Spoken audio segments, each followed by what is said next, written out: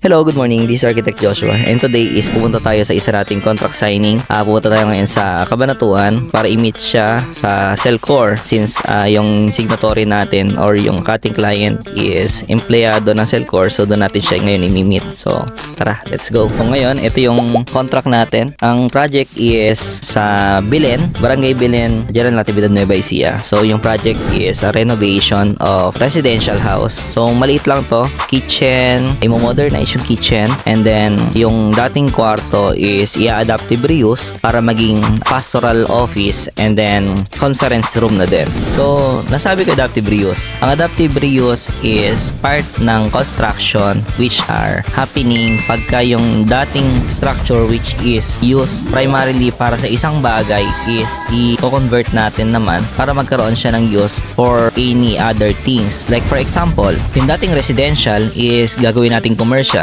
So, nangyayari yan kadalasan if ang project is residential na lumang bahay. For example, is gagawin naman natin siyang commercial na restaurant. So, ang nangyayari is kino-convert natin from residential is nagiging commercial siya. So, dahil hindi siya intended to use as commercial at the first place, is magkakaroon ng adaptive reuse since hindi natin tinitirhan yung residential pero maganda yung ambience niya to make it a restaurant dahil syempre pagka lumang bahay may mga matatandang materials na magandang ambience pagka kumakain naman tayo like pagka mga Filipino style and mga classic na mga restaurant. So karamihan ng mga lumang bahay is para magamit sa kakaroon ng adaptive reuse para maging restaurant naman siya. Next example is pagka meron namang bahay pamahalaan, syempre yung dating bahay pamahalaan, di ba, gumagamit ng mga copies windows and all, may mga malalaking doors na pwedeng nara o kaya is yung mga lumang kahoy na hindi inaanay. So minsan ginagawa naman yung mga bahay pamahalaan na museum.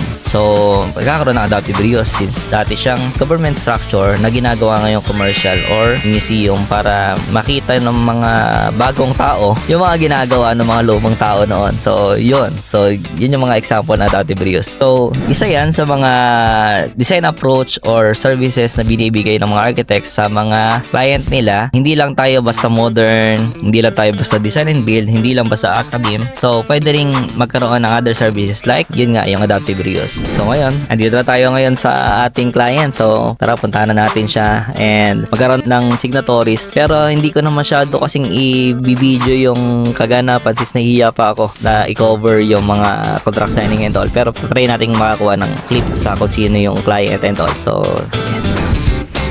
I-confirm ko lang po muna sa kaibigan ko yung bahay. Apo, sige. Ito lang po ako.